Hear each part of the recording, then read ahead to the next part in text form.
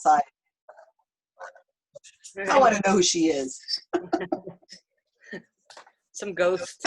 Hello, everyone. Hello, hello, hello. Welcome from Salinas, California. I am once again speaking to Janyce Boynton. This is Facebook Live. Live. And some of you may be watching it on YouTube. Getting a little stir crazy. Actually, this is me normally, so sorry, everyone. So I'm all the way in Salinas, California, and Janyce is in Old Town, Maine, which I'm dying to visit someday. Well, I can't even go outside of my zip code right now, so No. I'm kind of stuck. So you'd have to quarantine yourself for 2 weeks. Yeah, and then coming back. Yep. Go over there and say, okay, I'm finished my quarantine, Janyce. Hi, how you doing? Let's have lunch. Gotta go. Back to my vacation's up. And that's in the United States. It's pretty amazing. So this is part 2. When Janyce and I spoke last week, there was so much we didn't even begin to cover. As I was talking to her, I'd made this list of things I wanted to talk about. And I was like, oh, that's not going to happen. That's not going to happen. And that's not going to happen. We got to do this again. So she agreed to come back in. And I hope we're going to be able to get some things through. And I'm fine with recording more because she's so interesting to talk to. And this is so much fun to be able to do this. I should let everybody know that is watching this now. I do have a screen off to my side, so if I turn off to the right to be looking at the screen, I'm looking at comments and things that people are saying, and I'm also able to, play solitaire or whatever. When I'm looking off to the side for a reason. It's because I'm looking at another screen. And this is my fan because it gets just dead air, it feels like, in here. So it's okay, so bear with us. Anyway, this is About Time Presents, which is a nonprofit 501c that kind of encompasses all things that are related to the Guerrilla Skeptics, the Wikipedia project, Guerrilla Skepticism on Wikipedia, the things we do with psychics, the things we do with facilitated communication, the things we do with Monterey County skeptics. When the quarantine is over, come on out to Monterey County and come and visit us for a skeptic camp, which is usually the first or second Saturday in January. It's beautiful weather here in January, by the way. A little bit of rain, maybe, and 60 degrees, 60 degrees is about normal. Anyway, so Janyce and I have a lot of fun things to talk about today. We're going to show you some examples. We're going to show some videos, and it's possible that the video might be a little choppy when you see it on Facebook, but we're recording this on Zoom. So when I put it over to YouTube, you will see the videos without any choppiness. Let us know if you see choppiness. And also, if you'd like to donate to our 501c3 to keep us going, pay for our Zoom account and all the other things that we do with psychics and so on, please go ahead and donate. We have a PayPal link, and Kenny Biddle is first here, and he said, hello, ladies. He said, hello, ladies, with an exclamation point. So hello, Kenny Biddle, who's another person I've done a talk with, and his talk is on our YouTube channel. So Janyce is going to start by talking about what a brief facilitated communication and a brief rapid prompting method and kind of the difference between the two. And we're going to use this, we're going to use FC and RPM probably a lot when we talk. And that's what we mean is facilitated communication and rapid prompting method. So go ahead, Janyce. Okay, so facilitated communication is a communication technique that is being used with people with severe communication difficulties, generally autism, but other difficulties as well, other Down syndrome and cerebral palsy, that kind of thing. And the premise behind facilitated communication is that simply by supporting the person both emotionally and by touching their hand, usually there's or elbow or shoulder, that they can become less distracted and they can type better. They can type out their words. And it started, there was some FC in the early 70s in Denmark that was actually debunked. but it jumped. It was rediscovered in the late 70s, early 1980s in Australia by Rosemary Crosley, and then came over to the United States somewhere around the late 1980s, 1990, somewhere in there. Syracuse University is ground zero for facilitated communication. And it's gone through a lot of testing, and basically all the controlled testing shows that it's the facilitator, not the person with disabilities, that's doing the communicating. Now, about 10, maybe 15 years ago, there was a new discovery called rapid prompting method by another branch of people looking into this kind of communication. And the big criticism for facilitated communication is that, that physical touch. Of course, the facilitator is influencing the communications because he or she is touching the other person. So this other form of facilitated communication started developing called rapid prompting method. And if you look at, we'll show some videos, but basically the facilitator is the one that's holding the keyboard, up in the air. And then the person with disabilities points to that keyboard, that letterboard, technically independently, although we also know that by looking at the facilitator, sometimes there is touch involved. And then other times it's just physical or verbal cueing from the facilitator. They're moving the keyboard or the letterboard so that the person can point to the letter they think should come next in the sentence. So that's kind of just a basic rudimentary kind of definition of FC and RPM. So FC is the facilitator. It's the traditional form of facilitated communication, where the facilitator touches the person with disabilities while they're typing. And then RPM, for the sake of this conversation, is that the facilitator holds a letterboard in the air or iPad or whatever, and the person with disabilities points to it, so independently, without argumentatively. I think there's cueing going on, but yeah. But in theory, if you were talking to a promoter, they would say the RPM is different from facilitated communication because the person with disabilities points independently by themselves to the letterboard. So I want to mention that Janyce is considered an expert in this facilitated communication. She was at one time a facilitator, and she was one of the few people who was tested. And after the test and a lot of thought, she realized that she was doing the facilitating. So as far as we know, she's the only facilitator who has actually come out and spoken out and said, I see what I was doing, it was incorrect, and now I'm going through the literature and learning more about the idiomotor effect, the Ouija board effect, and so on. And James Randi has definitely endorsed yourself for the things that you do, and you have been in many different journals and books and so on, that people who have written about this facilitated communication over the years. So you are considered an expert on facilitated communication. So that's why we're speaking to Janyce. Plus, she's a good friend of mine. So, and I just think this topic is amazing.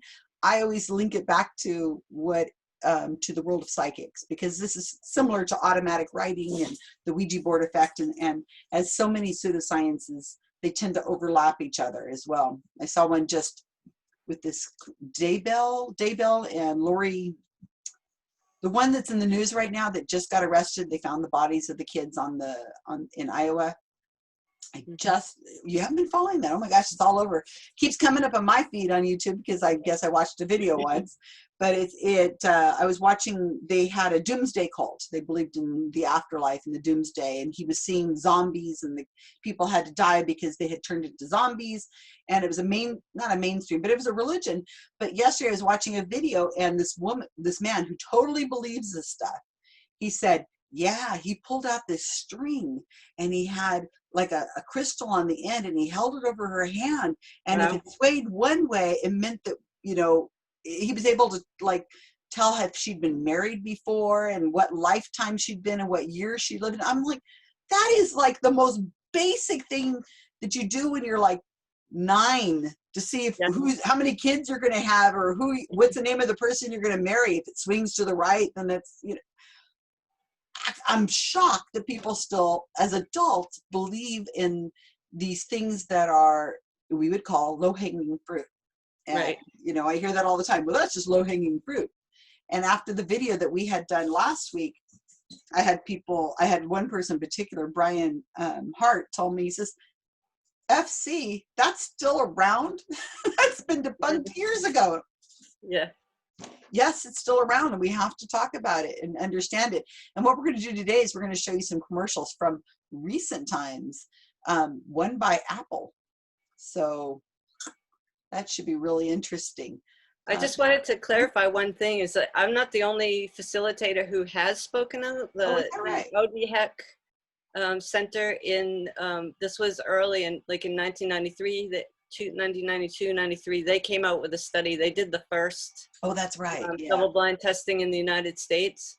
And they were trained, I think there were 5 facilitators that were trained directly by Douglas Ficklin, and they went through the double-blind testing and came up with the same. In fact, part of why I believe the things that I believe now is because my experience with double-blind testing was the same as what they went through. And they all the answers were based on what the facilitator saw. They showed them pictures. Mm-hmm. They had a like a divider between the facilitator and the student, and showed pictures, and sometimes they were the same and sometimes they were different, and all the answers were based on what the facilitator saw in every single, and there was over 100 trials, I believe, and they were devastated because they had totally embraced it in their program. But I am the only facilitator at this point, like now. Like there was kind of a second wave. FC sort of got debunked around 94, 95. And when major organizations like American Speech and Hearing Association and American Psychological Association came out with opposing policies opposing the use of FC, and it kind of died down. It went underground, I think, because of the negative press, and then it resurfaced around 2000, and since about 2000, it's enjoyed a resurgence. So just to clarify that, but yes, at this point, as far as I know, worldwide, I'm the only facilitator that continues to speak out. The ODHEC people retired. One of them was killed in a car crash, and so they've kind of moved on. In fact, I had an email exchange with one of the facilitators from that study probably 2 years ago, and she was like, "What is wrong with these people? Why don't they have," like it was totally debunked. So here we are. Mark just walked in with some licorice for me. Oh, hi, Mark. And hi. Popcorn. How are you? Good, doing well. Good. We're just getting started. Okay, so the only other thing I really want to make sure that people understand when they watch these videos, number one, these videos in most cases were created by themselves or not created by themselves. So what we're going to show you are professionally done, but these are not released by a skeptic, and I have a cat. These are not released by the skeptic community. These are not like gotcha moments. These are videos that were created by professional organizations to sell you something, either the iPad or to sell you on the idea that these children are communicating, these teenagers. And they're doing so, these are carefully edited to provide a certain viewpoint. And Janyce and I are going to talk about what we see in these videos. So the other thing you need to know is, well, what I was going to say is that, so if they didn't like what they saw in this video, they could have reshot it, is what I'm saying, is that they okayed what you see. Oh my gosh, get out of the way, cat. That's Hamilton. He insists on being here whenever we're talking on Zoom.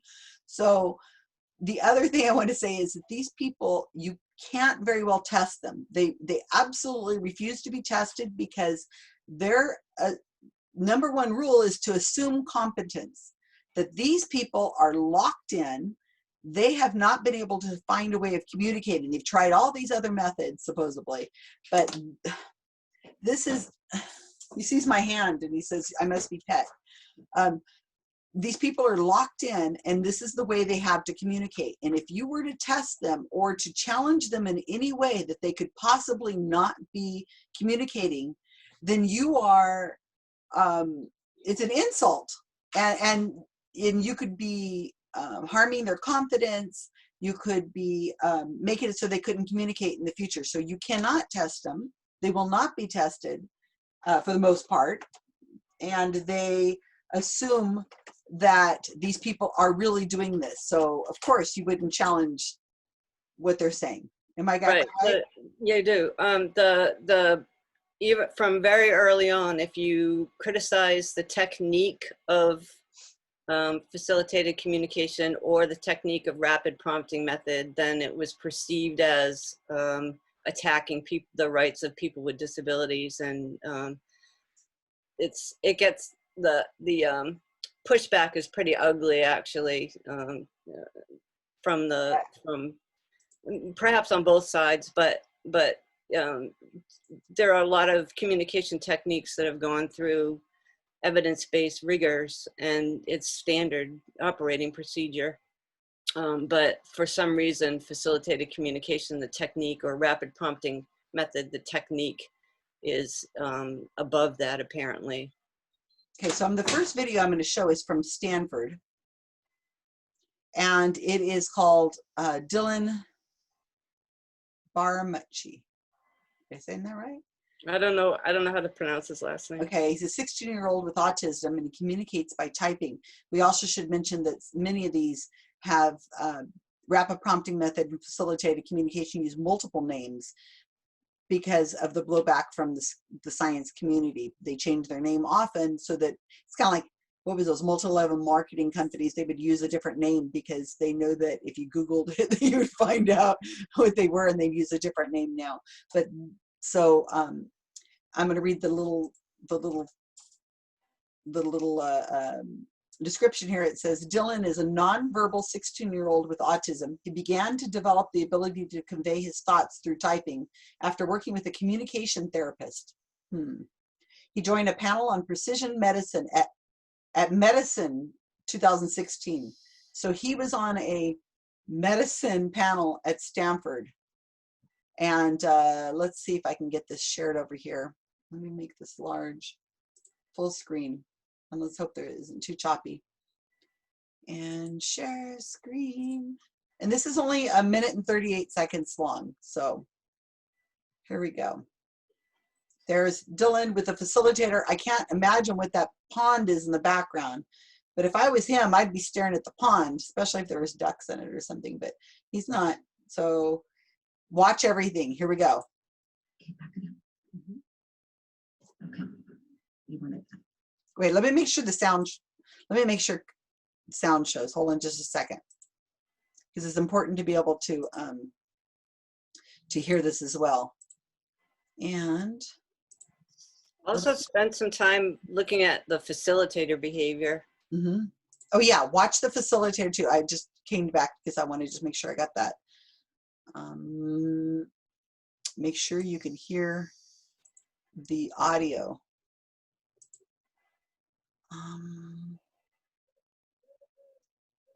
And this is a video that shows rapid prompting method. So she's holding the keyboard in the air. I wonder if everybody can hear that already. Let's see. I'm not finding it, of course. Let me ask. Let me see if it. Did you guys? Anybody watching? Could you just let us know if you saw that? You could hear that, okay? Let me go over here to Facebook real quick. Let's see. Of course, they'll be able to hear it just fine on YouTube. Sorry, guys. I'm not a professional YouTuber or a Facebook Live person. But you can hear that, okay?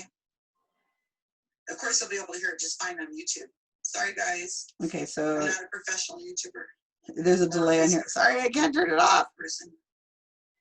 Okay, we'll just go with it. Here we go. Share screen. What says it's recording? Stop recording. All right, well, sorry everybody. Hopefully it works.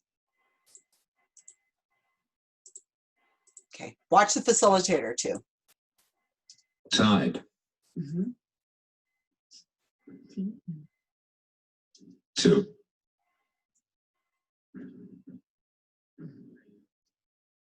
Now you're on it.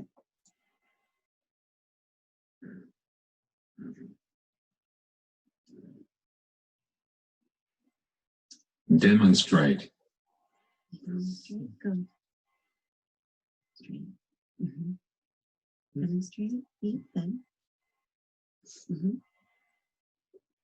The. Keep going. You're doing great.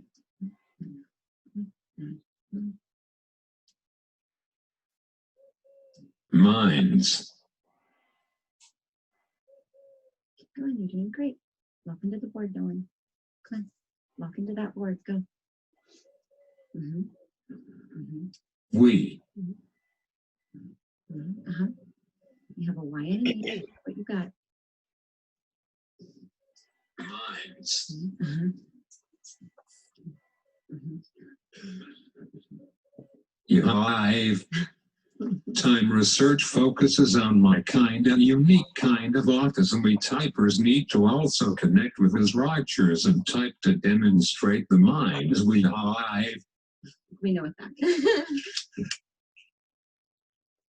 Okay, so a lot there in just a 1 minute 30-second video. And I saw something this time that I hadn't seen before. And that was when he typed the word minds, he tried to put MINDSS and it auto-corrected to minds. So it's auto-correcting.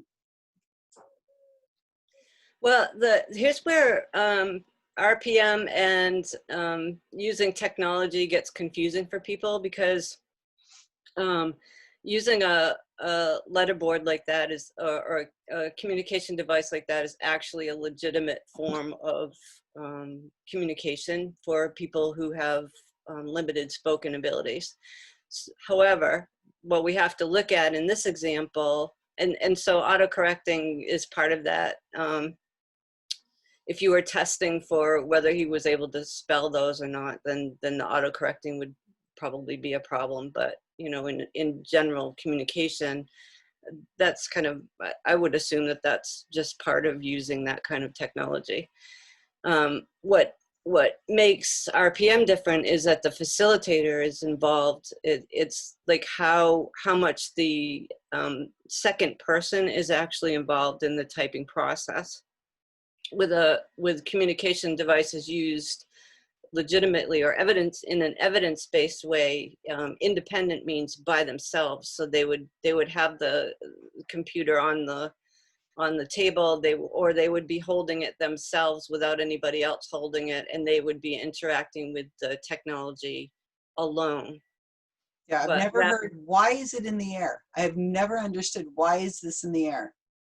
I don't know. It's curious to me, because when I was trained in the early 90s, I became involved with facilitated communication around 1991.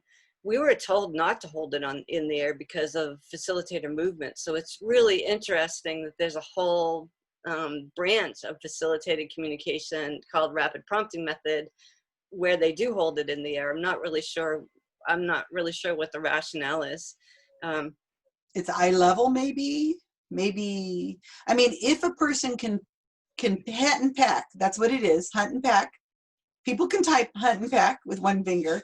Then they should be able to do that in a room by themselves with a keyboard. There should be no reason you need a person in the room to prompt them and let them know when the word is done.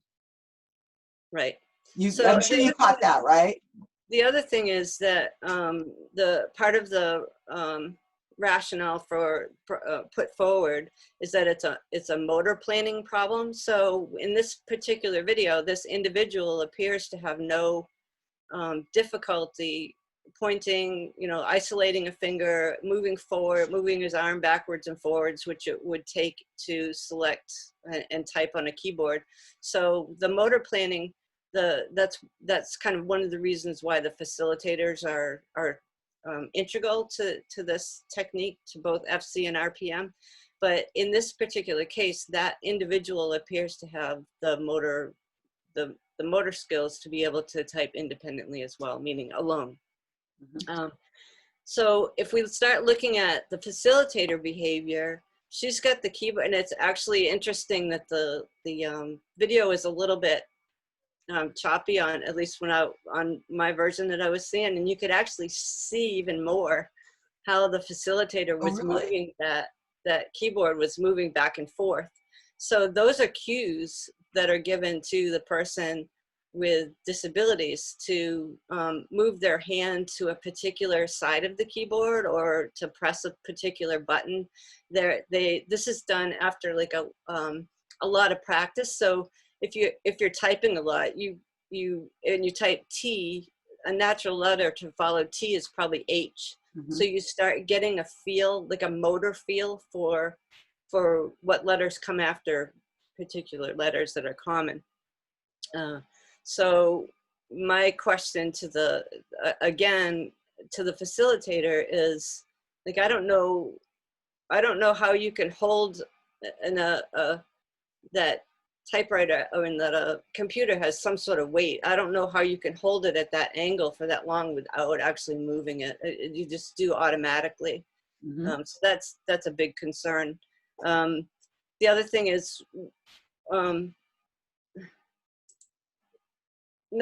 some of it in this language, the language that started coming out looked to be highly sophisticated. So we don't know from this video what the skills of the person was before and after they started using rapid prompting method, if they really, where they learned those skills. It doesn't discuss that in it may in another video that we watch, if we get to it.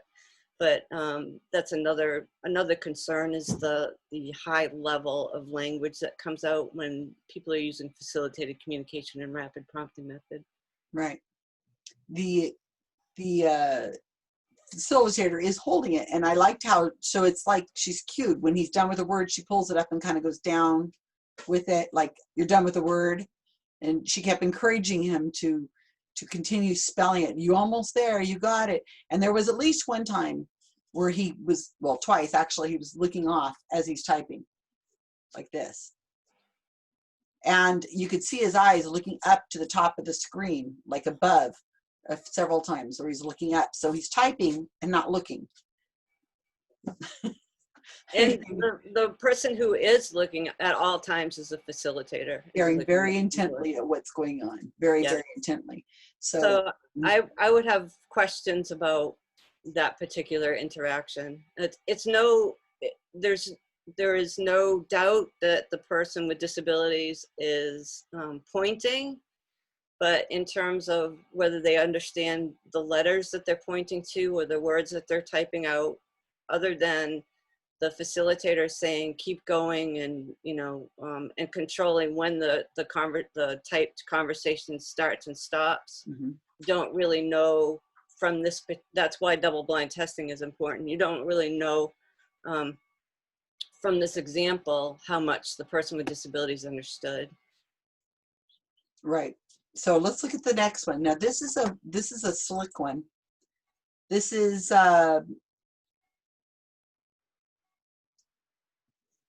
it's a commercial for Apple, their tablet. So this is somebody has written in the comment section, this is the most powerful and impactful commercial I've ever seen. You focused on Dylan in a community that needs to be highlighted. Well done, Apple. Bravo. Okay, this is one of these feel-good kind of commercials. Very slick, lots of nice music. Lots to talk about whenever this is over. So let me make this a large screen. 2 minutes, 1 second.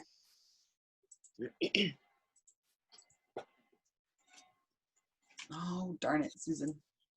Here we go. Hopefully you guys can hear this okay.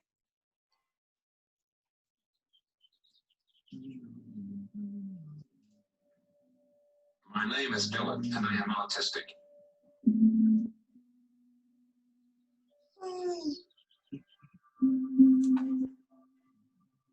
All my life, I wanted so badly to connect with people.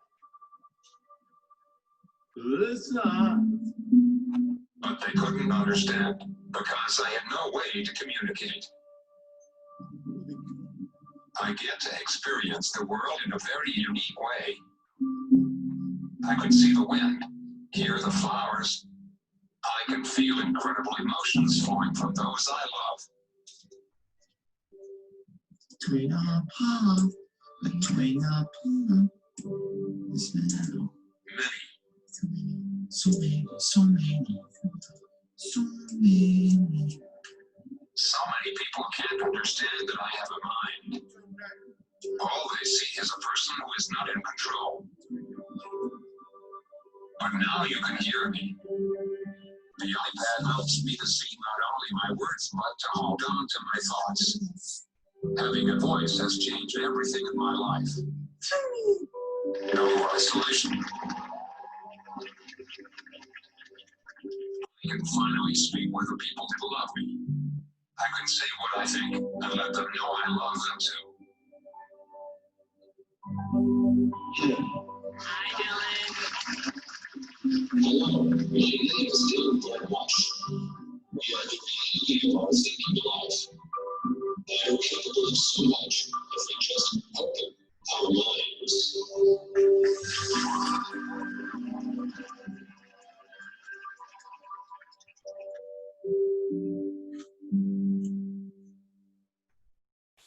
Sorry, Apple. I'm not buying it. I'm not buying it at all. So much in that video that, you know, you look at it and you go, oh, this is amazing. This is so wonderful. Why isn't everybody doing it? So there's Want to start, Janyce?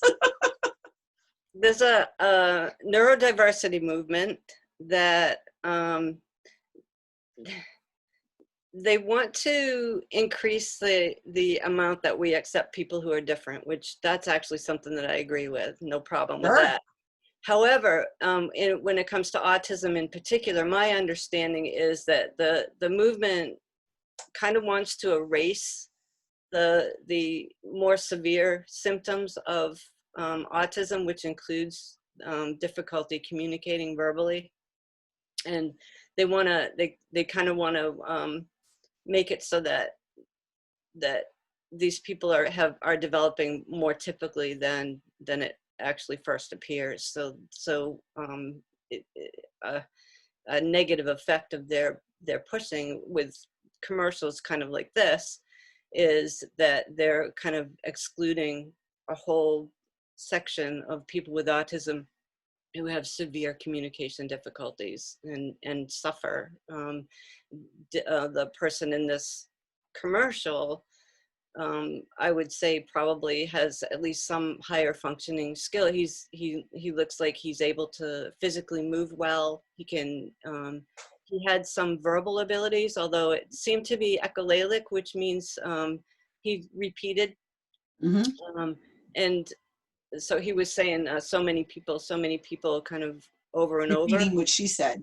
And this is Yeah, probably his mother, right? This is the same child that I showed you a minute ago. So the first Okay, video, he was 16, now he's 19. And that's the same person he's working with. So it's his mother, I think, which okay. is important because that means they're constantly working together. Right. You know, they know each other really well on, you know, the cues. Yeah.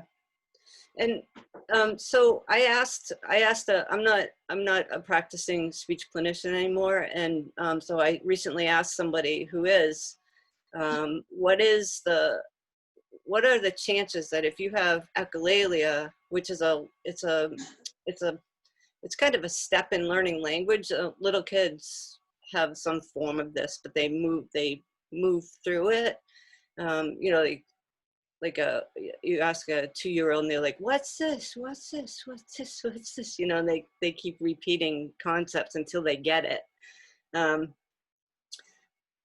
So, but if you're at a developmental state where you haven't moved beyond echolalia, what are the chances that you can actually write sophisticated language? And because there are symbols in place that go along with learning written language, letters and sounds and how to put them together in words. And she said absolutely none. You know, if your major language output is echolalic primarily, then you're not going to have the skills. You're not ready for those skills to learn written language. So we're saying with facilitated communication and RPM that even if you have no spoken language or limited spoken language abilities, you can still write in a high level. So that's one thing that's concerning. The other thing about this commercial is that the messages were pre-programmed. And so we don't know who programmed those in, if they were using rapid prompting method to get, which it appears to, because later in the commercial, it appears that the facilitator and the young man were working together, presumably putting information into the communication device. So if you're using rapid prompting method to get the pre-programmed message into the device, then how legitimate is that? Like, who's actually typing Even if that message? we don't even know if it was put in by rapid prompting method. We don't know. We don't. I'm a skeptic, all right? I think that it's possible somebody could have said, here's what Dylan would say, and just type it in themselves. I don't know. We can't That's know. possible. Right, that's possible. So there's two possible. I mean, it got in there somehow. Yeah. So either somebody typed it in Forum, or they used, with Dylan, they used rapid prompting method to get it in. Either way, there's no studies that show that when two people are typing together, that you can separate out who says what and who, you know, which words are whose. There's no way to. It's one mind when you're typing with two people. So that's another problem.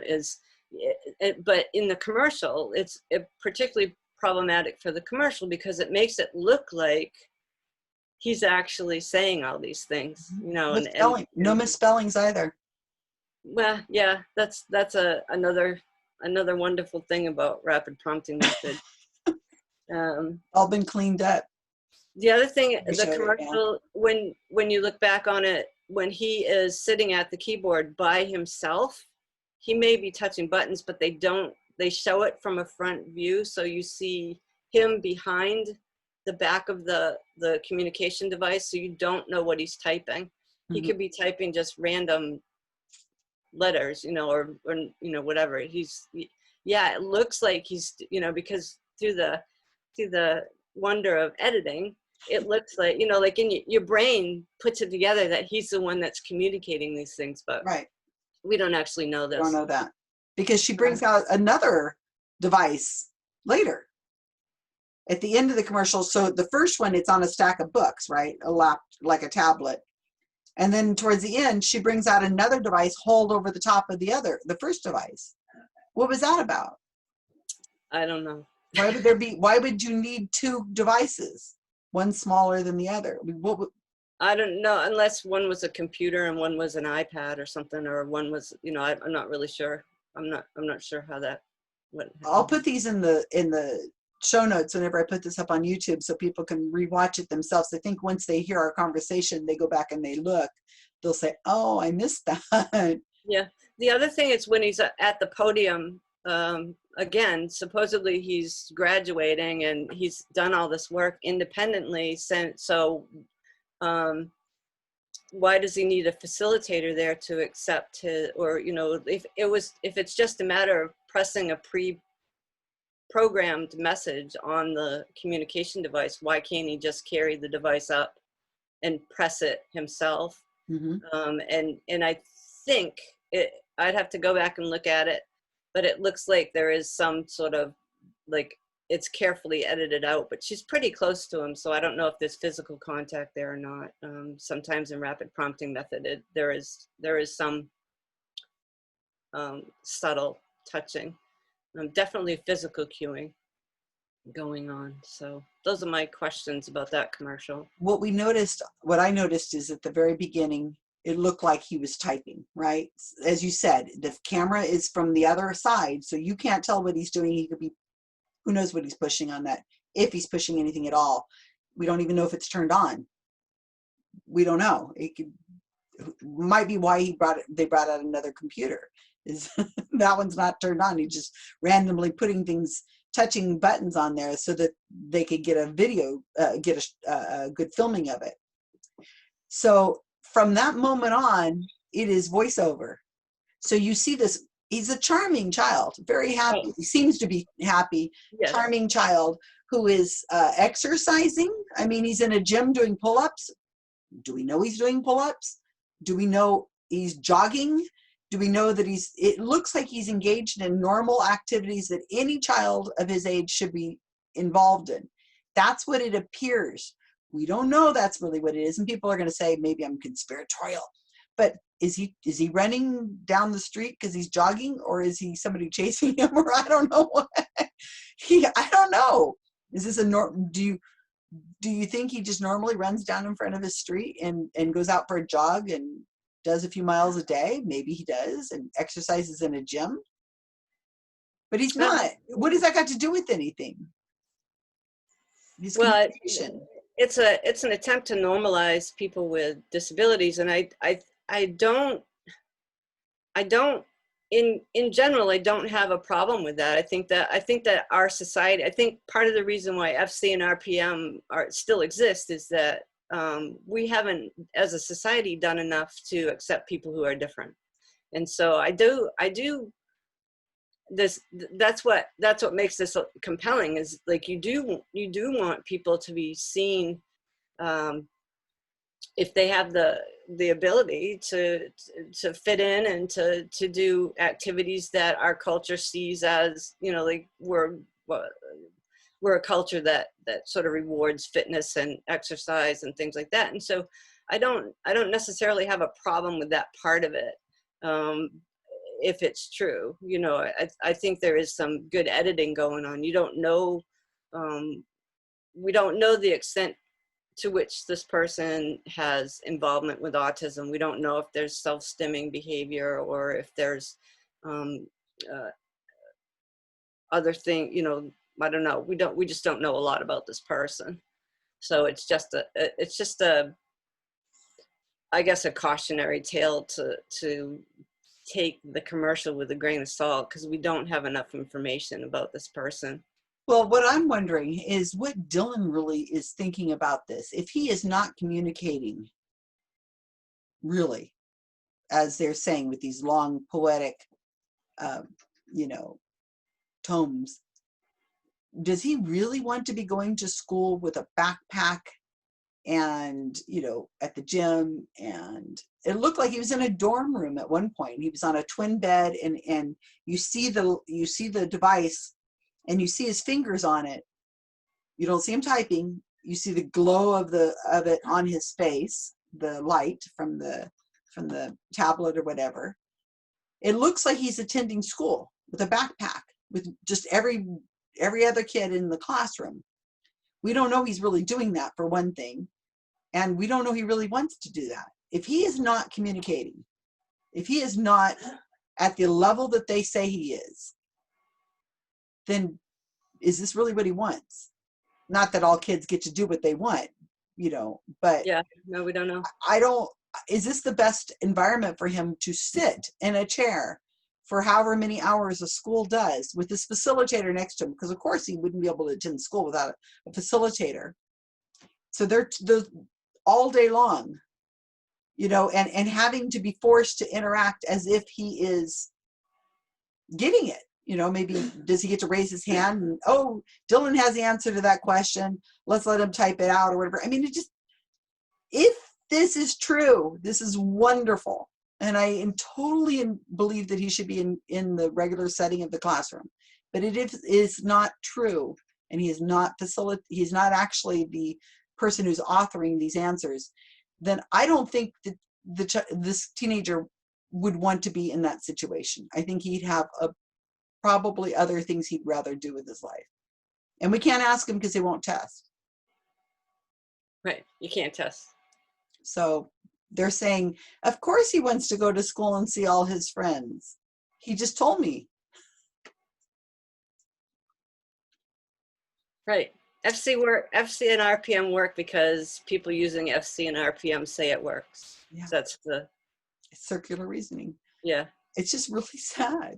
I just don't think that this kid is really communicating, and I think that he would have a whole different world, probably a sensory world, maybe The other with his finger extended, touching a keyboard for hours. Yeah, the other question is that he does, even though what we saw, the example that we saw was echolalic, he does have some spoken language abilities, and why aren't they Right. capitalizing on that? Absolutely. He's obviously able to vocalize. So why does he need a keyboard? And he may. I mean, that's where this gets sticky, is because there are people with autism and all kinds of other disabilities that use a keyboard primarily to express their thoughts. Stephen Hawking, we talked about last time, is an example. So using a keyboard in and of itself isn't the issue. Typing in and of itself is not the issue. It's whose words are being communicated when the facilitator is interacting with that keyboard with the person with disabilities. That's the issue. He would maybe, I've had people say, you're asking them a question or something that they need to give a detailed answer on, and they'll say, can I call you, because I really don't want to have to type this out on my phone. So exactly what you're saying. There are reasons why you might want to type it than having to struggle to speak. Or maybe somebody who has difficulty vocalizing because they have a Tracheotomy. Yeah, or Yeah. stutter, or they they have problems with just expressing themselves verbally. So maybe they would like to type or write or something like that. That makes total sense. But for somebody who obviously can speak, there's nothing wrong with his vocal cords. He can speak. You would think he would be able to say, give me the keyboard, I'd rather type it, or something, I don't know. Yeah, I mean, we don't know what his ability is to comprehend spoken language or written language either. And so, so we don't really know the answer. We don't really know. We don't know. There's a reason why that. Audio is great. Okay, great. Audio and video is great. Thank you, Derek. Hey ho. Linda Rosa is saying she has a paper to write and she wants to know if maybe she could just hire a FC facilitator to write it for her. Paula is a little upset because I'm not letting her know when we're doing these live feeds. You guys can. This was really spontaneous. Sorry. Kind of, but I did put it up last night. And it is on, if you go to About Times Presents and you like the page, I don't post on it all that often. So you should get a notification saying, there's going to be a feed. So sorry, Paula. It's all on YouTube later. It's all on YouTube. Okay. So, that's fine. Are you ready to show this longer one? Yep. Okay. So let me start this over here at the beginning. This one kind of has the whole history of facilitated communication and RPM all wrapped in 4 minutes.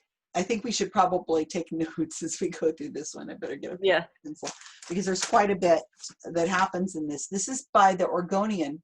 It's called An Autistic Boy Gets His Voice Back One Letter at a Time. This is a different child than we had a minute ago. These are titles right from 1991. If you go back, I mean, I part of when I learned how to research for the GSoW project, I went back and looked at the newspaper articles from 1990 on. I've got a big collection. And these are titles right out of 1990, 1991. It's interesting that I mean, I understand what Apple's doing. They're trying to sell their tablets, and it is a very feel-good thing, but they're not doing any testing of this child. I wonder if the people, the camera crew that came in said, oh boy, this isn't right. But, you know, we can't say anything. We're here to shoot video. You can't say, that's the hard part, is like, you can't, as an outsider, if you said something, they would be saying you just don't want to. Why do you hate disabled people with disabilities? Why do you hate autistic people? Yeah, I mean, even now, I'm sure there's people who wish they could, well, they could send us some hate mail, whatever. Join the crew of people who already hate Susan Gerbic. Okay, here we go. This is actually almost closer to 5 minutes. Get paper and pencil. Ready? B, E, F, O, R, E before, T, H, E before the, L, E, T, T, E, R, E, O, A, good, R, D before the letterboard, I, W, A, S, was, M, U, T, E, period. Before the letterboard, I was mute.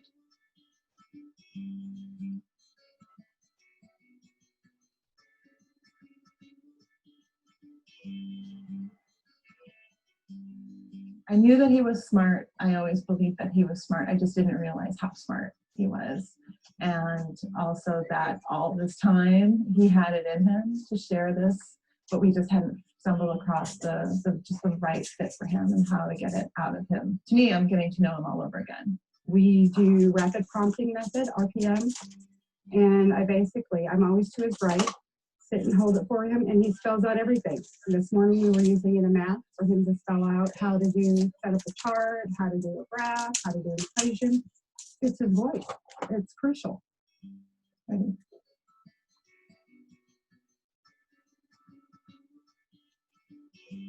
I was so frustrated because I had so much to say.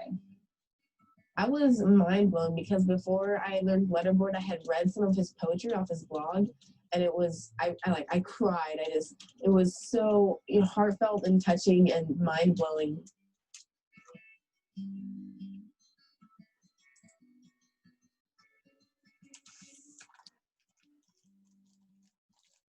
He knows more about world politics than I think most people do.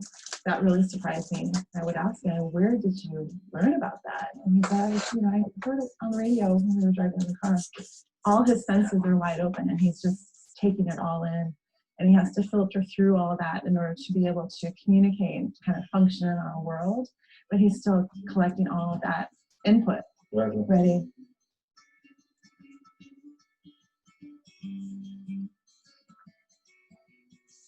I hate that people think autistics can't feel.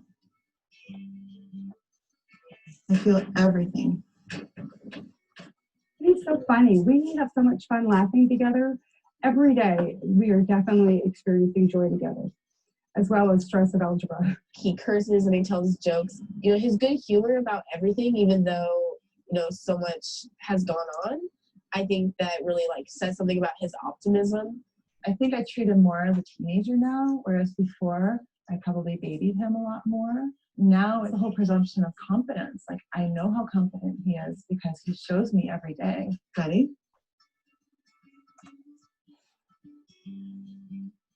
There's so many preconceived notions about what I'm capable of achieving. Now, when we talk about the future, we talk about school, him having a girlfriend, what kind of job does he want to have. It's just a completely different experience with him. I dream I, as is, T-O-2, go to college, and get married, Exclamation point. Can you believe this thing? This letterboard has changed his life. There's like so much more to Nico than anyone else ever sees. Well, I find it exciting, you know, but it's just a start because he has told me that what we're getting out of him is 25% of what he can share. Ready? They autistics are a part of our world. That would be transformative. Okay. All done? Well done.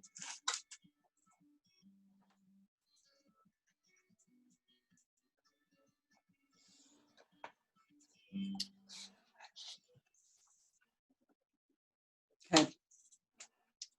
Making a few notes on that. Wow. You first. Okay. I took a lot of notes too. So if you didn't, if you I missed that did. thing, every time I watch it, I see something new. Oh yeah. I got the licorice. I was so stressed watching it. So first of all, this type of video, which is pretty common, plays to the people's emotions. And when you go to the training, it's been a long time since I've been to a training personally, but I've talked to others since who've had similar experiences. They, instead of using evidence-based information, they use testimonials. And if you let's focus on the mom's dreams first, and then we can talk about some of the That's a really good point. other things. So mom says that now that she's using rapid prompting method, she's actually treating him differently, more on intellectually equal terms. And there now the dreams are about marriage, going to college. It transforms and that's probably one of the powerful draws to facilitated communication in RPM, is that it actually changes how people interact with and think about the person with disabilities. So all of a sudden, all these options that I would say, I'm not a parent myself, but I would say that most parents, or if not all parents, when they're thinking about having a child, have these dreams for their child. And when you end up with circumstances that are different, then I think that's part of the grieving process. I think that's really a difficult concept to get your mind around, even if you're in general you support people with disabilities. If it's your own child and you had all these dreams ahead of time, then and they were taken away from you, but then all of a sudden, that's the other thing. Right. I was paying attention all the time. Yeah, it's just a year ago. I think that was that video in 2016. So a year ago from that, Yeah, 2016. Okay, so he had learned RPM a year ago from that. So it's safe to say that there were many years that they were trying other types of forms of communication that didn't give them the results that they wanted. So there was probably quite a long period of time where there was a disappointment, and then all of a sudden these dreams are given back to you. So that puts you, and the mom also talked about he was smart inside, and I think that plays to a parent's guilt about, like, we want the person with disabilities to be able to communicate more than they're able to, and there must be something inside, and how can we get to that? And so it also plays on that emotion. It's a really strong emotion for a lot of facilitators, I think, because you really do want to help the person out. You want to change their life circumstances. So that's a psychological draw that's pretty strong.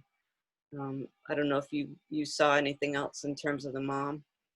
That it was amazing, that the part about, like you said, now she's treating him differently. She sees him as a totally different person. She's learning to know him again in a completely different way. Yeah. That was really fascinating. And that's in the literature. If you go back to the news articles right from the beginning of this thing, that's a common thread with people that are they somehow knew inside that it could be different, and you know that they had intellect inside that it's just waiting to get out. So that's a really strong draw for this technique. People ask, you know, why does FC and RPM still exist? And that's one of the big, it's promoted. I don't know about RPM, but FC is promoted as a technique of last resort. So often parents who are looking towards these techniques and looking to the universities that continue to teach these, University of Virginia, Syracuse University, University of Northern Iowa, just to name a couple of them. Oberlin College allows people to go through their program and graduate using FC and RPM. So the colleges are endorsing this, and their promise is that, you know, we're able to reach your child in a way that none of the evidence-based forms of communication. Why is that? I don't know. Evidence-based, is that a bad thing? Why? When did evidence-based become bad? Well, because you have to test it. Oh. Yeah. We can't have that now, can we? No. So I think it plays on parental guilt, and not just parents. I think some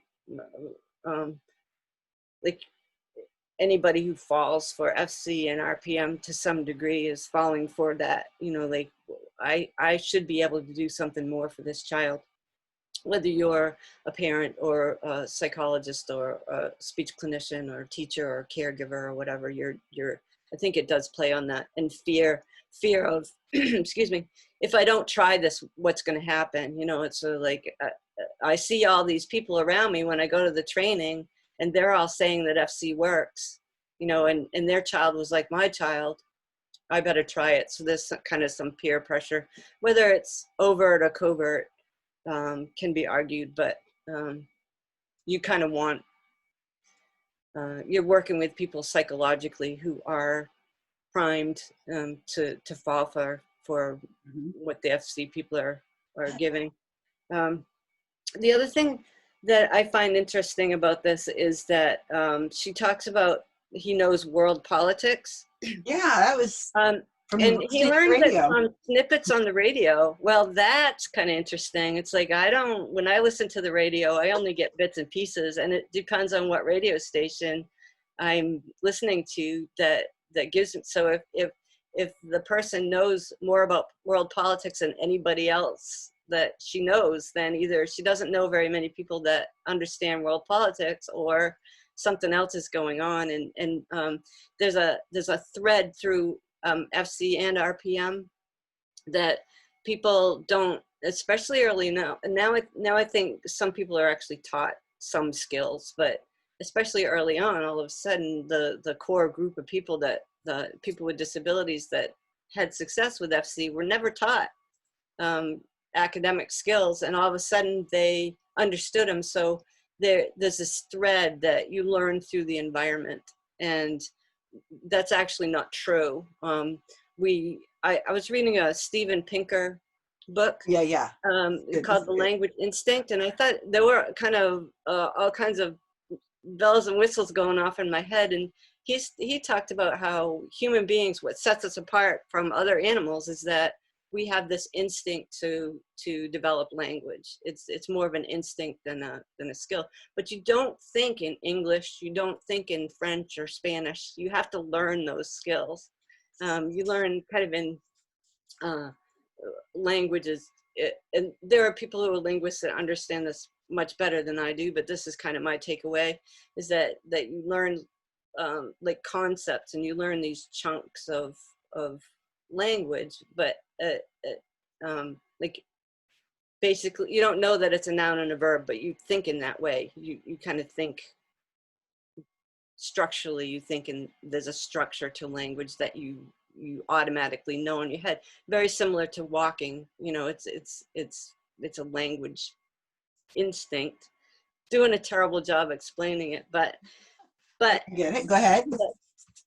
But you don't learn English. You don't automatically know English. You have to be taught English, or you have to be taught French, or you have to be taught whatever language that you're speaking in, and you have to learn the rules and the syntax of those things. You can't just pick it up from the environment. And as far as I know, there aren't any studies that show that's how you learn language. You can be enriched by being in a language enriched environment, but you have to be taught these skills. Does that make sense? Mm-hmm. That's kind of how and if there are speech clinicians out there that can put it in a better way, just please speak up. But that's kind of my takeaway from it. So it's prickly to me when I see all of a sudden they learned advanced math skills, or they learned politics, or they learned whatever it is that they've learned just from hearing something on the radio or watching television, or that maybe there were magazines around in the room that they were in, or whatever. It just doesn't happen that way. You have to be taught that. Right. Derek put in the comments, he says he doesn't understand world politics, which I would say maybe you need to be listening to more radio when you're driving around. Picking up snippets here and there. He understands world politics. I don't even know what that means. I mean, yeah, no, I don't either. I wonder if he picks up the same world politics that his mother knows, because she's the one driving around in the car listening to the same radio, and she's also the facilitator. We don't know. We don't know. Yeah, they say these kids, they say that they a lot of times, like with the one child, Dylan, he just learned how to use RPM a year before. How do they account for all of a sudden he can read and spell and all these other things? I've heard they say he just picked it up and he's super brilliant, but that doesn't really make sense. You can't just learn how to read and type and spell in a year, just osmosis. Well, they were, and sometimes it's like daily, like it's like they can't do it and then the next day they're doing it. Yeah. What is that all about? Their argument is that they've been absorbing all that information all along, and they just didn't have a way to get it out. Read and write? There's a lot of people who can't read and write in the world who have been doing a lot of absorbing and they still can't read and write. It doesn't make sense.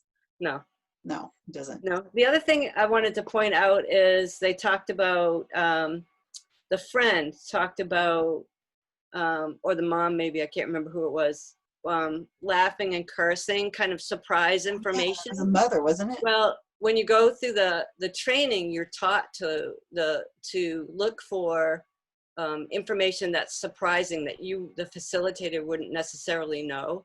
So often that comes in the form of humor or cursing or spelling words strangely or that kind of thing. So you confirm, the facilitator confirms what they already believe. So to me, that means that because they were picking up on that, if the facilitator knows what the guidelines are and the protocols are, it's going to happen on the page. So you're taught to look for those structures. Humor is kind of a higher level language ability, and so that's puns. Another thing. Yeah, they say puns are really like at the highest level. Yeah, so that confirms that the information is coming to the facilitator's point of view. That confirms that the language is coming from the other person and not you.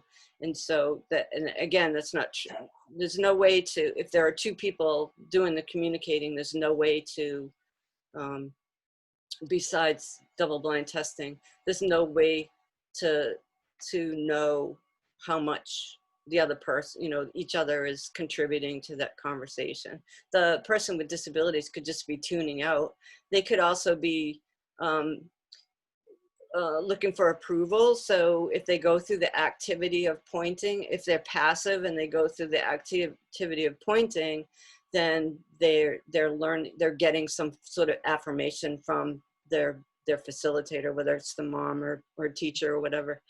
They might get a reward or something for sitting there for a certain amount of time. I'm sure they're allowed to probably afterwards go and do whatever it is they'd like to do. Not necessarily they say, okay, we're going to write an essay. Can you imagine having to be a student. I mean, if you're supposed to be one of these students and you're writing, how do they do coursework at the same level as their peers and writing essays, reading books? They do it through, well, they have the facilitator read the book to them probably, and then they type it out. They type their answers out.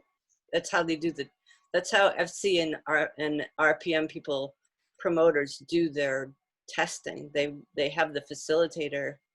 So the facilitator is asking the question, they're reading the information, they're asking the questions, they're typing out the questions, and they're recording the questions on a piece of paper, all for the person with disabilities. It seems like you could do an audiobook. Somebody could let the student listen to an audiobook, or somebody else could read the book to the student, whatever they're used to. And then they leave. And here comes a new facilitator, said, okay, let's write the essay that you need for class. Go. Right. If they don't know anything about the book. Right. So that's like the basic test that anybody could do. And if the facilitator's never heard of the book or doesn't understand the plot or anything of the sort, is the same quality of work going to come out of the student? And if it does, that's amazing. We should be using this all over the world. It sounds fantastic. But if the facilitator is sitting there going, let's start, and the student doesn't really know how to start because the facilitator obviously doesn't know how to start. Now there were tests like that were put forward by proponent. The RPM people, which is different than Bicklin and Crosley. It's another group of people. They have refused. There was just a systematic review done last year, the end of last year, and there are 0 studies that show efficacy. So it doesn't show that it doesn't work, but there's nothing that shows that it does. So the RPM crowd are like absolutely, they've watched the what's happened to facilitated communication, and they have totally refused to do the testing. In fact, they'll do something like they'll test something else. They'll do something like they'll look at the language structures of people who have used FC or RPM and say, here's the language structures used by non-speaking people with supported communication. So yeah, I mean, what they've proved is two people working on a keyboard together can type words. That's basically what they've proven. But to them, in their minds, that proves that FC or RPM works. There was something else of it. Oh, there's also this this kind of false hierarchy at the end of the video. It said he's learning how to use the iPad. Yeah, what was that about? Well, because it's a letterboard. Again, it's a red letterboard held in the air.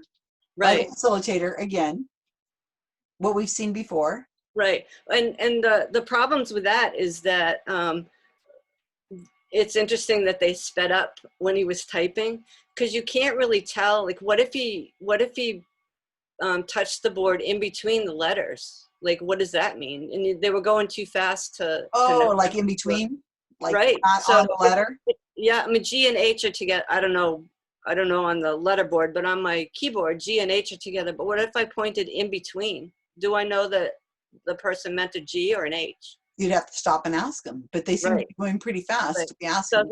So that's one problem with the letterboard, along with it's moving back and forth in the air. She's also giving cues when to start and stop. Mm-hmm. She's controlling. She actually took the keyboard, the letterboard away from him and then gave it back. So she's controlling when the conversation starts and stops.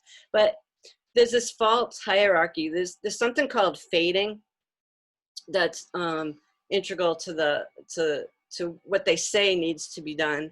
And that means the facilitator starts with giving the person support and then gradually fades so that the facilitator doesn't have to support the person anymore. They can actually do this independently. Well, first of all, it's a facilitator in both are facilitator influence techniques. So it's the facilitator influence is built into the technique. So without the facilitator, FC doesn't work and RPM doesn't work. So there's a problem there with fading. So I think what they're trying to indicate is that he's learned a letterboard and now he can go to a communication device. But there are people with disabilities that go directly to the communication device without a facilitator and can interact well with that equipment, whether it's eye tracking or touching the keyboard. You just skip the middleman. You just go right to the communication board. And so there's actually no reason to have a facilitator. It just doesn't make sense. So they're in the video, they're saying, oh, look, he's so skilled at using this letterboard, that manual letterboard, he can actually graduate. We can fade him to an iPad. But we've already seen what happens when people go to an iPad. The facilitator holds the iPad instead of a letterboard. That didn't make any sense to me at all. None at all. Why would you hold it in the air again? It's a letterboard. Right. I mean, not a letterboard. It's now a stationary device that can sit by itself. Right. You should say, go do your homework. I'm going to make dinner. Right. Type. So the answer is that or one of the answers is that people with disabilities really don't have the skills to interact with these communication devices on their own independently. And well, it's been 4 years since that video. So I'm making a note to myself to go look and see where he is now and what videos are coming out with him 4 years later. He should be on his iPad now. Yeah, it should be. What we're seeing with people there have been people who are facilitating for like going on 30 years now with the same person. And what we're seeing is that the cueing that's involved, the physical and verbal cueing, is so sophisticated that the facilitator actually can be some distance away, still in the same room, some distance away, but within eye and earshot of the person with disabilities, and it looks like the person with disabilities is typing independently. But if you took the facilitator out of the room, they wouldn't be able to communicate. That's the problem. I mean, I don't know if people are familiar with Clever Hands, was a horse. I'm just writing it down. Yeah, like a talking horse. And what they figured out, it took a while to figure out what was going on. But what happened was that the person that was answering the question to the horse, he could count or spell or whatever, usually counting. And so if the answer was 7, say, when the horse clomped his foot to 6, everybody was like leaning forward like this, and they got to 7 and everybody went, yeah, you got the right answer. So that cued the horse, and the horse was often starved, so he got food. So the horse wasn't gonna like not do the activity. The horse got food for stamping his foot 7 times. So so if that can happen with a horse, certainly that can happen with the facilitators cueing. Right. Cueing people with disabilities. Would wear a horse. If I remember Clever Hans, the farmer who owned him had this straw hat that he'd wear, and they finally figured out they could watch the farmer going,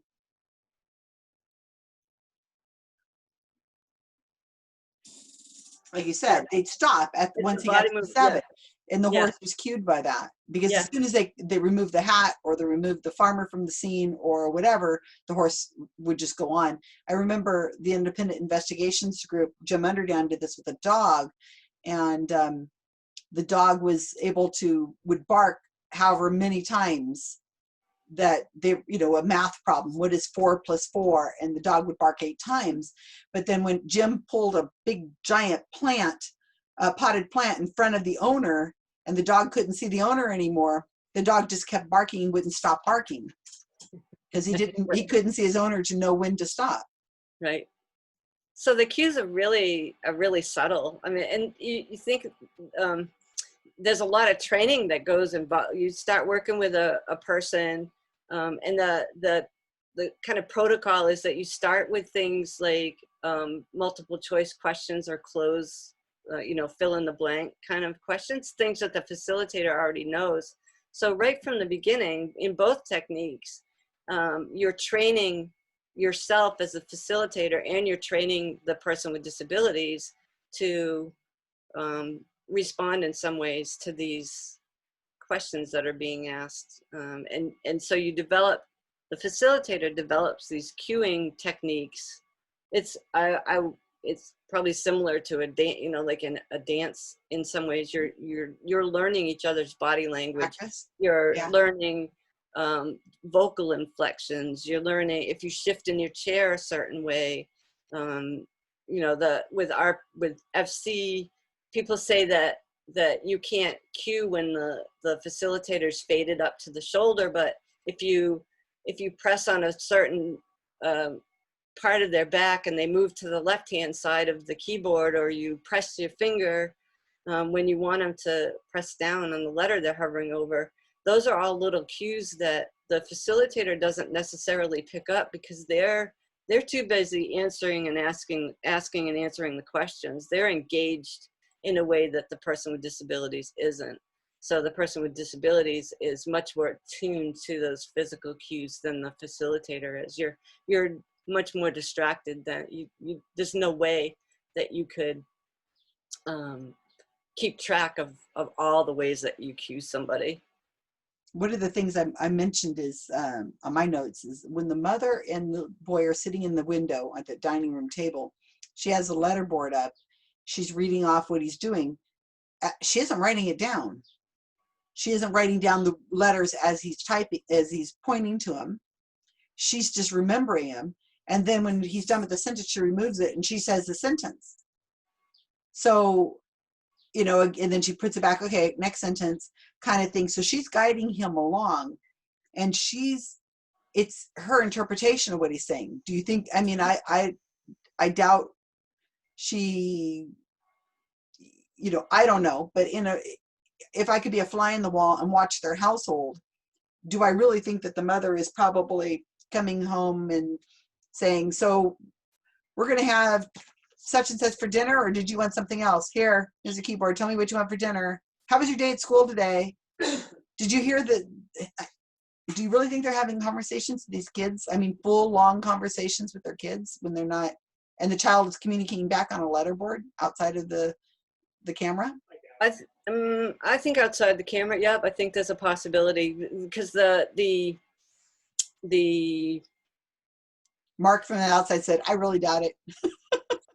Yeah, well, a long conversation with your kid. Maybe You got not things to do in your household.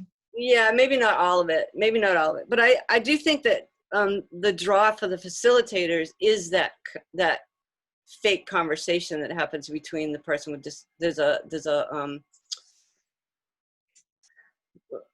I think that's a really strong emotional draw. So I think that it does happen. I agree that probably if you're tired or in a rush or whatever, then that doesn't happen. But I think that there is a draw to facilitating. The facilitator like communicating along all his thoughts and. Yeah, because that's the draw. You believe that you're having a conversation, and I think I've talked about this in the last video, but I believe that the conversation actually happens in the head of the facilitator. So I think that the facilitator has this idealized version of the person they're working with, and that's who they talk to, much like a writer would when they're creating characters for a story or whatever. The conversation feels real. The characters feel real. You have some emotional attachment to them. And so I do think that to some degree that conversation continues to happen even if the camera's off, to some degree. Well, we don't know because we. No, we don't know. But I also the fact that the person had the mom had the keyboard in the air and they were trying to remember all the words. I think one of the friends mentioned the poetry off the person's blog, and so what's curious about FC language and RPM language is that I was talking to a linguist and she said, it's just weird. There's something off about it. It's not normal. It's not typically developed language. It's got a structure all of it on its own. So I have kind of a theory about this. Go ahead. So if you're typing a sentence and you're expecting, I'm trying to think of an example, you know, somebody asks, what color is the person's hat or something like that. And you start with an R, but then you get distracted. The facilitator gets distracted. And then they kind of like, it's a momentary distraction. It could be a noise that you heard, or maybe the person isn't looking at the board, or, you know, whatever, there's a movement, or you just psychologically get distracted. And you go back to it and you type RO instead of RE for red, right? Mm-hmm. And so in your brain, you have to think, okay, what could RO be? And maybe the what makes sense in your head is Robin or something, or so the hat is Robin's breast red or something like that. That's what comes out, because you think in you don't think in words, you think in phrases. So whatever's on in front of you on the keyboard, the facilitator has to make sense of that. And so, I mean, you know, maybe that's a stretch for an example, but that's kind of what I think happens. I think this poetry that comes out of people using FC and RPM is actually a glitch in how the facilitator processes information, because you can't 100% of the time be asking and answering the questions, calling out the letters, remembering what word you're on. Some people write them down afterwards and stuff. And so, and there are mistakes in movement that happen naturally. So, but your brain kind of goes back and forth between this creative process of writing and then a more objective kind of way of thinking that has to make sense of what's typed out. Mm-hmm. So all this poetry that comes out is just a mistake. It's not poetry. It's not like you and I, or even a person with disabilities that has some language abilities to write poetry. It's not what we would come up with. It's a factor of the errors that are made by the facilitator. Does that make sense? Yeah, I think that's a very sophisticated way of saying it. What I was thinking is, well, first I was thinking is we don't know they're writing poetry because we don't see them writing poetry. And so we don't know what is appearing on a blog or a book was from their typing. It could have been mom doing it or whoever, we don't know. And because these books and these blogs and things are used to get, they're selling these books as an author and so on, and to get prestige and be able to do speaking gigs, and again have your child be a normal person, a celebrity of sorts in the world. There's an incentive for them to produce poetry or a blog or whatever. It's not, and I'm sure this isn't cheap, because if the mother is a facilitator, she can't really work outside of the home. I mean, outside of that, she's probably being paid by the government to do that. Or if they have to hire somebody in, you know, I'm sure the school covers the funds in the school, but I don't know. I think it's not cheap to raise a child like this. The other thing is that autocorrect can really help the poetry flow. Yes, it could. We don't know. We really don't know. And, you know, when there's a human element in it, anything could be happening. I know when I'm doing a word search, like, you know, those cryptograms where they substitute letters for other letters, and you're looking at it and you've got like a T and you've got got these other letters. You're like, okay, well, most likely it's an H next. And you start filling in the words. I mean, you just can't stop. You just go to it. And there's a lot of visual. I'd have to find it maybe for the next one we would do. How our brain automatically fills in the missing ingredients. Our brains are really sophisticated. So yeah. In that way, we're pattern seeking individuals. So anyway. No, that's really astute. And there's a really good article about Daniel Wegner is the author, and I think it's something like Uncontrolled Intelligence and Facilitated Communication, I think is the name of the article. But he actually looked at FC pairs, and what he found in that article was that if the facilitator knew the answer to whatever question, then they couldn't help but type it out. They even asked them to try to think of the wrong answer to a question, and they couldn't. Really? Beyond, no, your brain just doesn't work like that. If they knew the answer, it was really, really difficult to say blue if you knew it was red. Oh. And so that's a really good article to kind of get in. I have one of those postcards that the word is written like it says green in big bold letters, in big bold yellow letters. And it's really hard for your brain to see the word and say the color, because you want to say the word, and I mean, it's just really difficult. Okay, we're going to have to do another one on this, because this is so, there's so much still. My notes I took also were the algebra. I found that really interesting. If you're using a letterboard, how are you doing the algebra, especially advanced algebra? They must have, yeah, I don't know. They It's like a thing you do on the chalkboard and calculators, and it's not a thing that you do with letters. And yeah. No, Rosemary Crosley early on, her clients, and they truly were FC kind of caught on at the beginning of the inclusion movement, and there are really legitimate historical concerns about how people were treated in these institutions. They were often abused or left neglected at best and abused at worst. And so she actually took people from that environment and was doing higher level math with them within months. And so, you know, picked it up, I guess. Yeah, they just picked it up by osmosis. I mean, they literally had, I mean, we don't know what educational opportunities some of these people on YouTube have had, but in those particular cases, we know that they didn't actually have that advanced. They were if they were taught, they were taught life skills kind of things and not advanced algebra. So yeah, it's interesting. Linda has asked a question, but I wanted to get I'll ask her question in a second. I wanted to kind of make sure I got through mine. The kid Nico looks totally bored.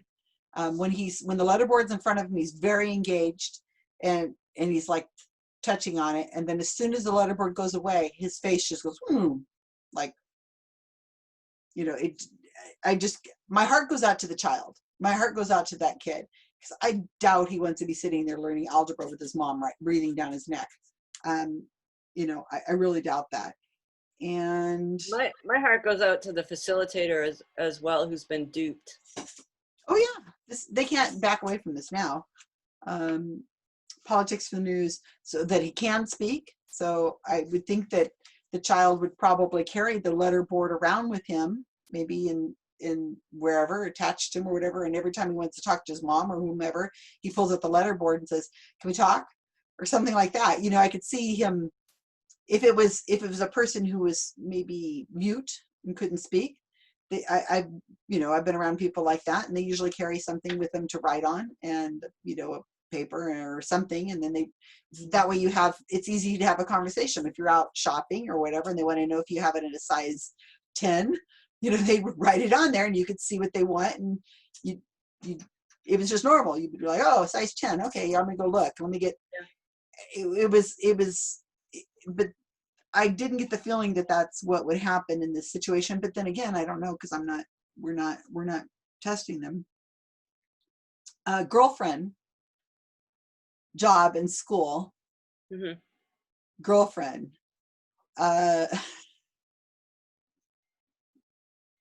Well, I mean, that speaks to like the dreams that a typical parent would have for their child. And so but marriage and I would think marriage and girlfriend would bring up some tricky situations that you had, if you, the facilitator, that you had to maneuver some of the issues that come up with those relationships. We'll cover that on a probably. I wouldn't want to be in that position. Yeah, because there's been a lot of abuse of situations that happen within these situations, and maybe we'll have to cover that some delicately way in the future. But if you think that the person who's speaking to you next to you is actually speaking to you, then whatever you're saying to that person, whatever you think they're saying to you, that's actually coming out of your brain, there's no consent. The hard part, I think, and for me to get my head around it, it took a lot of talking to a lot of different people, is that for the most part, the facilitators truly don't know that they're actually manipulating the conversation in the way that they're doing it.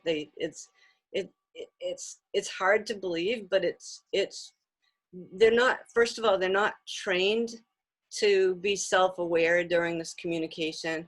There's no testing involved. And so what happens is you start feeling like it's working and you're getting something emotional out of the interaction. So why would you stop? I think that's what keeps people in this, and that's the facilitator mindset. And then you have people around you that either just passively accept it. There may be one or two people that say, I don't really believe this, but they're not going to, if it's a family member, you're not going to push back very hard. And so well, what harm is it doing? Let's just let it. There's a lot happen, so I think there's a lot. To me, it's more of a psychological issue than it is a communication issue. Well, I mean, there's a communication component to it or an activity to it, but it's really a psychological issue rather than a communication technique. There's a lot. So this is going to have to be another video. Let me ask you what Linda, who was out, she was listening to us while she was in the garden. Oh. I hope you had a good time doing that earlier. So yeah. She must be in now because she's typing. She says, one of the questions she says is, what is your opinion of recent research done by proponents of FC and its variants? I didn't know there was any recent other than the one article that was recently out about eye gazing. And I don't want to get into eye gazing too much now because I want to do a whole video on that. Well, the recent research, as I understand it, from the proponents' point of view, is they don't actually question whether it works or not anymore. That's not an issue that they're trying to solve. And so they start with the assumption that FC already works and they're testing other things. So they're testing like the grammatical structure of FC communications. Since you mentioned it, there's an eye tracking study. They don't even say that they're using rapid prompting method, but they are. And they say that they're testing whether the person can look at a keyboard or not and track a letter or not. But they're doing it with facilitated communication. So unfortunately, the most recent research appears to overlook, in their heads, they've already answered the question that does it work. They've been using it for 30 years. To them it works. And so they've just, as far as I know, there may be studies by proponents that I haven't seen. That's always a possibility. But the ones that there have been 2 systematic reviews, one of RPM and one of facilitated communication, that have come out within the last year or so, and there's no evidence-based controlled studies from proponents that actually say it works. The studies that do say it works don't have the controls in place to determine the facilitator influence. Does that answer the question? I assume. Linda says she's seen hand calculators being used by facilitators and the team. I suppose that could be done. And she wants to know, is there a certification process, I guess, to become a facilitator? Yeah, you go sure through. that you're communicating or whatever. Yeah, you go. Well, to become a facilitator, you go through Syracuse University or one of the programs that train people for a rapid prompting method in terms of and then you just keep going back to be refreshed. There's no, Syracuse claims to have like master trainers that I don't exactly know what that means. They've been doing it for a long time and they keep going to the workshops, I guess, is what, but there's not like a certification that you would get for becoming a speech language clinician or psychologist or a behavioral analyst or anything. There's as far as I know, there's no actual professional board. They're not endorsed by most language or autism organizations. If you look at the Wikipedia page, the list of people who have specifically said we do not endorse facilitated communication or rapid prompting method at all for communication, the list is quite extensive. So that confuses me, because if the national organization like ASHA, or American Speech Hearing Association, Language Hearing Association, or American Psychological Association, whatever, if they've come out, and some of these organizations are reluctant to actually come out with strong policies like that. If the national organizations aren't supporting facilitated communication or rapid prompting method, which they aren't, then it disturbs me that people continue to use it. The membership, a portion of the membership continues to use it, despite what their national organizations. And Apple, I mean, yeah, seriously, I mean, maybe they didn't tell the people who were, maybe they didn't say we're going to be using rapid prompting method. It's a totally discredited. No, they didn't say rapid prompting method at all. They probably said this child is communicating using an Apple tablet. End of story. And they said, great, sounds like a great heartwarming commercial. Yeah, the media did nothing, no research whatsoever. Yeah, the media has been horrible at promote, because the thing is, those stories are much more exciting and heartfelt than somebody like me saying, you know what, it doesn't work. I mean, that's such a downer. You know, what a sorry. I know it feels really awful, but again, I keep thinking of it from the child's point of view. Wouldn't the child is probably his true voice isn't really being heard. They're putting words into his mouth, and what he really wants and what he really would like to do are probably not sitting in a classroom and so on and learning algebra. Lord knows I wouldn't have wanted to do it. Well, I kind of liked math, but I mean, no. The potential, any minute that you're using FC or RPM with these students is a minute away from having them participate in. Seriously, get some help. There are things they could do. Yeah. Especially early on. Yeah. Teach them how to there's a window of time. Yeah, as I understand it, there's just a window of time, and after that, it's a downhill battle. I remember watching one video, or we were reading something. Gosh, there's so much I've read about facilitated communication and RPM over the years. I can't quite remember where it was, but I remember that there was being taught in one school, and the parents weren't exactly told what technique was being used with their child, and the child was speaking Spanish through the Spanish facilitator and English through an English facilitator, but the child couldn't speak Spanish. But he seemed to only be able to speak Spanish when there was a Spanish speaking facilitator. Yeah. And the parents thought that was odd. Yeah. We don't speak Spanish at home. How is it that he knows Spanish? Where is he getting Spanish from? I believe there was a court case that was won by parents who had a child that was facilitating, and the facilitator spoke Hebrew.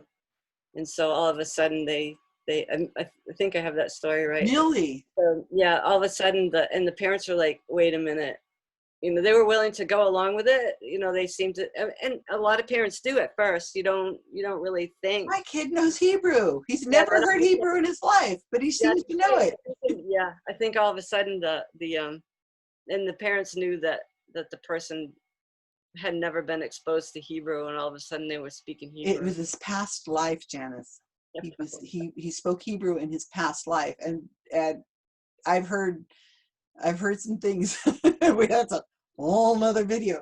Let's see. Yeah, there's definitely a lot of similarities between the idiomotor effect, automatic writing, Ouija board, and all the things that go along with those topics. Oh, I know. I had a story I wanted to tell really quick. Is whenever I was on Facebook, and when the Guerrilla Skepticism on Wikipedia project had just finished the RPM Wikipedia page, and I was, you know, putting it up on Facebook and social media like I do, and I was saying, hey everybody, you know, we just wrote this really extensive Wikipedia page for rapid prompting method, and somebody I didn't know came in on Facebook, and she's like, why are you saying it's this? Why it's a pseudoscience? It's not a pseudoscience, it's real. And she says, facilitated communication, that's fake. Right. Rapid prompting method I've been doing with my son for a while, and he's had massive successes and things like that. And I thought, oh my gosh, you know, I thought you believed one, you believed the other. I didn't realize that there were people who were like, oh no way, facilitated communicating is not right, but they were okay with rapid prompting method. I'm seeing more and more of that too. Yeah, I hadn't realized that they're separate. But what I told the woman was I said, look, I don't want to talk specifically about you and your son. There's way too much emotion in that. I don't know your son. I don't know exactly how you guys are communicating. All I'm saying is, if we test it, then we'll know it's valid. I mean, if we can test it and prove that it's valid, then this is something we should be using everywhere. It's amazing. It should be taught in universities. There should be a certification process. There should be controls, but it should be used. Same as facilitated communication. But until we can test to be absolutely positive that this is not coming from the facilitator and that your child is the actual person who's communicating it, until we have that, right, then we can't have that on the Wikipedia page. The Wikipedia page can't be, oh, but it works for some people because I say it works for some people. Right. That's not how science works, and that's not how Wikipedia works either. So they say that people in testing situations have word finding problems, but these same people are giving presentations at the United Nations and participating in writing poetry and participating in movies and going to college, graduating from college. So yeah, graduating from college, absolutely, people. These kids are getting college degrees. Yeah, certainly these people would understand the need to make sure that the communications are coming from themselves and not the other person. Certainly that should be a top priority. And certainly the facilitators, I've read that one of the leaders even said up to 40% is facilitator influence, and it makes you wonder, like, which 60% are we supposed to believe? And how? And if I'm a facilitator, then 40%, that's a lot. You know, I wouldn't want to be. So why aren't the facilitators more enthusiastic about making sure that these controls are in place? If I'm a conscientious professional, working, you know, then especially with all the information now that we have out about it, I would think that they would want to have those tests in place. Well, so I think we answered the question today, is it still being used? Because the videos I showed were from 2016 and 2018. And I didn't even try that hard to look and see if it was from 2020. There were 2 articles that came out in January 2020 that listed this as a new technique. And I think they didn't call it, what was it called? It had a really informative pointing, it was called. And so, yeah. So we've got supported typing, rapid prompting methods, spelling to communicate. Informed pointing? Informative pointing. Yeah. So I joked at SciCon that, because I had a list what these things were called, and I said, well, there's probably a new one as we speak, and it was I didn't actually realize that there actually was another name for it. So yeah, more and more we have to look at the facilitator behavior and how much the facilitator is interacting with whatever letterboard or keyboard, or that's really the key to breaking the code of whether facilitator influence is happening or not. Now there is, at the beginning of learning a communication device, there is a point where a teacher or whatever might do some hand over hand, but they quickly, within hours or days or minutes sometimes, they teach the person how to interact with the communication device and step away. Mhm. So there's a very tiny overlap, but when facilitators are working with the person for year after year after year, then there's definitely, or even Absolutely. there's a problem. So we should probably wind it up. It's been 2 hours, and again, I would love it to go longer, but so I want to say that we should probably do at least, I'm seeing at least 3 more. One is on the harm, talking about the stories that have actually happened. I also want to talk about the eye gazing and show some videos and talk about them. And there was a third one I was thinking that we should talk about idiomotor effect. The Ouija board. Maybe I should have, we should show Mark Edwards' video he did for brain games with the Ouija board effect. And that might be really interesting to bring him in, and we could talk about, we could show that, and how, like you were saying, people who get to the in-between the letters, what does that mean? Because that happens with the Ouija board when you're blinded. And Clever Hans, the idiomotor effect, how humans look at words, and just that whole thing. There's so much to really unpack, as well as there's probably a lot more videos that we could look at and we could talk about as well. Yeah, I think the videos are helpful because yeah, we could describe it, but videos are so, yeah, and I've show had a it. lot of people that don't really understand what it is, but you show them a video and in a minute they can catch on to what's going on. So Rob Palmer. Well, he is Robert. So on Wikipedia, the Wikipedia pages for facilitated communication and rapid prompting method, what we've done in the lead of the article is what we'll do is we'll put each name, every time they change names, we put that in the lead of the article, so that if somebody's in the school system, or a parent is told that they're going to start using this new hand over hand technique with their child at school, is that okay? If the parent wants to Google hand over hand, they should get the Wikipedia page for facilitated communication. We make a redirect. So if somebody types in that word, you go to this automatically to this Wikipedia page. So Rob just typed in the comment section. He just made a redirect for informative pointing. Nice. So that if somebody in the school system or a parent just hears that phrase and they type in informative pointing, it'll go to the Wikipedia pages and they'll say, oh. I think it was Chicago Tribune or there's another, I can try to find the article for you so you have a reference for it. Okay, so we got to do that. So before I go, this is going to appear on YouTube, so you may be watching this on YouTube. Please donate to help out the About Time Project so we can continue doing these amazing things. I love talking to Janyce.